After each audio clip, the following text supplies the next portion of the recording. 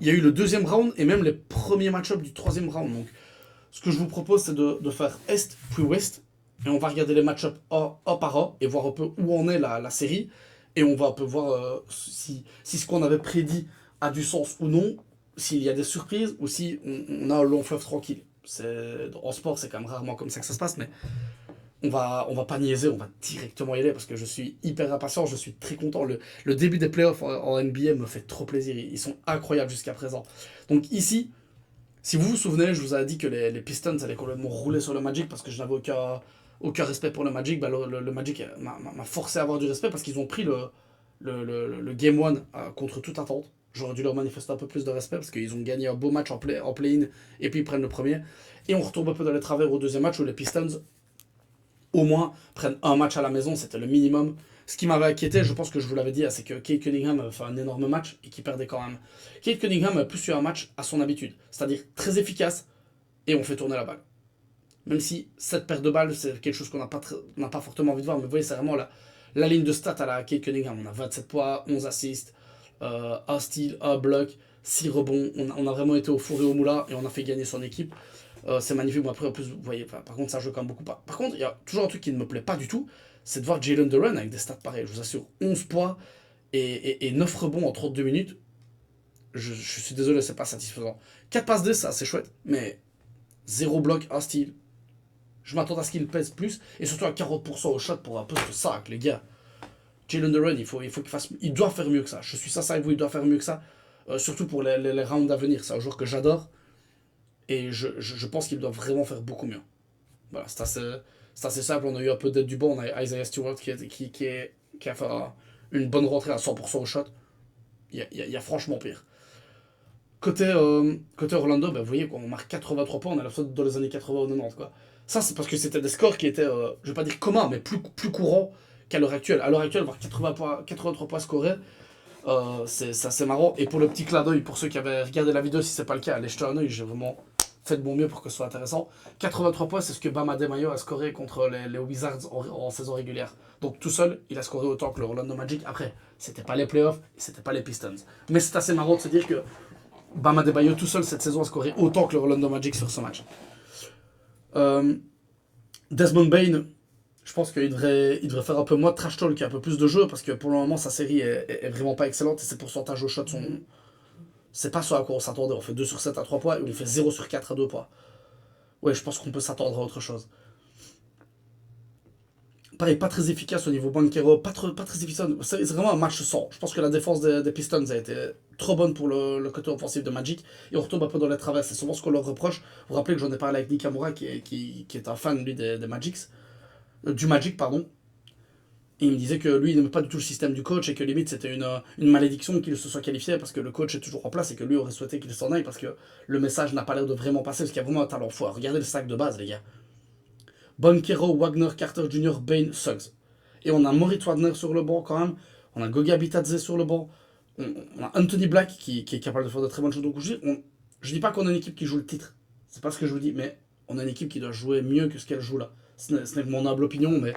Donc on a quand même une série. On a Detroit qui a redressé la barre, c'était absolument nécessaire. On ne veut pas partir avec un 0-2 de match-up à la maison. On a laissé un match filer qu'on n'aurait pas dû laisser filer, si vous voulez mon opinion.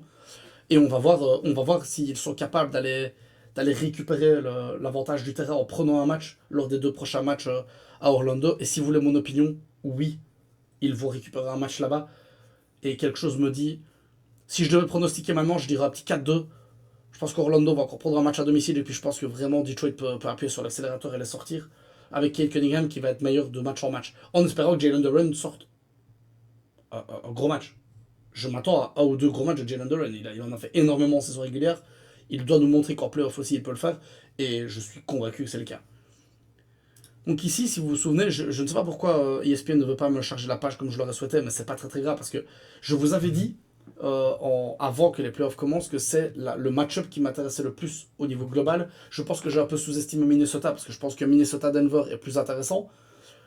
À l'heure actuelle, en tout cas, avec les éléments qu'on a maintenant en notre possession, je pense qu'il est. Mais à l'Est, en tout cas, c'était mon match-up préféré. Et regardez ce qui se passe. On a un premier match où les Knicks dominent les Hawks en jouant plutôt bien. Ils ont fait une dinguerie intersidérale au match 2 où il domine de 12 ou 13 points dans le quatrième carton avant de choke. Vous voyez, le fameux choke. Le geste de Reggie Miller, les gars, on a choke. On a rien fait de bon et on perd. On perd un match qui a été gagné. C'est ça que je veux vous dire, c'est qu'on avait vraiment le contrôle, on est en playoff, on joue mieux et on parvient à laisser CJ McCollum, qui est un excellent joueur. Attention, ne vous méprenez pas. Il a acquis un statut qu'il n'avait jamais eu dans sa carrière parce il a refroidi le Garden et donc il a eu le rôle du Villa, un peu comme Trae Young l'avait eu avant. On a un peu ce truc-là, c'est assez marrant. Dès que vous refroidissez le Garden, vous êtes un peu le Villa dans la ligue à l'heure actuelle, c'est assez marrant. Mais CJ McCollum a eu un money time absolument incroyable. Il a permis de revenir et ils gagnent le match. Ils ont choke, ils ont abandonné. Ça devait être 2-0 et ça peut être 3-0. Je vais vous expliquer pourquoi. Ça devait être 2-0, sauf que les Hawks ont été meilleurs. Et ça. Et c'est tout le mérite du monde. Mais il y a quelque chose qui m'a vraiment gêné et j'en ai parlé avec Nikamura. C'est pour ça que je fais une rapide parenthèse. Je vous avais dit que Brunson, au niveau offensif, est excellent. Il peut être très efficace. Offensivement, il sait tout faire. Il sait passer la balle, même si c'est pas ce qu'il préfère faire. Et je pense qu'il devrait le faire plus parce que Karl Anthony Towns ne reçoit pas assez de ballons, à mon sens. Mais le problème, c'est que défensivement, il y a un problème. Il peut pas se permettre la moitié des match-ups parce qu'il est trop petit. Il est trop petit. Je vous l'ai dit, c'est pas une question de vouloir, c'est une question de pouvoir. Il est trop petit pour défendre sur la majorité des joueurs NBA. Par contre, il s'est fait complètement harceler, il s'est fait voler son argent du petit âge, il s'est fait voler son 4 heures, il s'est fait tout prendre par CJ McCollum, et ça je pense que c'est pas possible. Je vous le dis sincèrement à ce niveau-là, quand vous êtes un des leaders techniques de l'équipe, c'est pas possible que CJ McCollum bully autant Jalen Brunson. Ça c'est pas possible. Je pense que Brunson devait vraiment vraiment faire mieux, et je pense qu'il peut s'en vouloir. Sur le deuxième match, je pense que s'il défend bien sur une ou deux possessions sur CJ McCollum, ils prennent le deuxième match. Et ça, je vous assure, c'est vraiment pas possible. J'étais vraiment très déçu parce que, niveau offensif, encore une fois, vous savez à quoi vous attendre. On a 29 points, 7 assists, c'est un très bon match. Il est pas aussi efficace qu'il ne peut l'être, mais il est quand même très très bon. Il fait le boulot, il fait ce qu'il doit faire, il fait ce qui est attendu de lui. Mais en fin de match, laisser CJ McCollum jouer comme s'il n'y avait pas de défense en face, pour moi, c'est vraiment pas possible et c'était terriblement décevant. Et sur le match 3, alors Brunson a été terriblement inefficace, donc ça, c'est vraiment pas chouette. Et ce qui est assez fou, c'est que on a un scénario un peu inverse. On a Atlanta qui domine un peu tout le match, puis on a un gros retour des Knicks avec OG Anunoby qui est excellent. Et on est à 109-108, il reste 12 secondes et demie si je dis pas de bêtises. On met le jeu en place, Karl Anthony Towns vient chercher en tête de raquette, à la ligne des 3 points. On parvient à donner la balle à Jalen Brunson. C'est ce qu'on veut à ce moment-là, parce qu'il est clutch, il a été clutch player de l'année dernière. Cette année, on sait que c'est Shea. Là, donc, on a ce qu'on veut. On a Jalen Brunson avec la balle, avec quelques secondes, et il faut marquer que 2 points. Comme vous le voyez, c'est 108-109, donc il n'y a même pas besoin de 3 points héroïques, on a juste besoin de 2 points. Donc il a juste besoin de trouver un spot qui lui convient et scorer. Je vous assure, quand je vois ça, je me dis, ok, les Knicks vont récupérer l'avantage du terrain, parce que Brunson, à ce moment-là, c'est ficelle. Ou au moins, on a les 2 lancers francs. C'est ce qu'on veut. Les 2 lancers francs pour aller scorer, ou au minimum aller en prolongation, ou scorer les 2 points. Et là, il choke complet. Je peux pas vous les montrer parce qu'on va m'embêter pour les droits, mais il choke complet. Il rate l'action. Il va sur sa main droite, sur la droite de la raquette, et on essaie de faire une passe en retour. C'est qu'on balance la balle. Enfin bref, je vous dis sincèrement, ça pourrait être 3-0 et ce serait pas scandaleux. Mais là, on se retrouve à 1-2 et c'est dangereux. Parce que là, si Atlanta gagne le match 4, on pourrait avoir un upset assez énorme. Et ça pourrait vraiment tout remettre en question du côté des Knicks. Parce qu'on vient d'engager Mike Brown, on a une équipe qui est quand même vraiment très talentueuse. Et je suis assez surpris qu'on ait si mal joué. Ils ont très bien joué en fin de match et ils sont revenus, mais le match était quand même franchement pas bon. On a quand même Brunson qui était terriblement inefficace.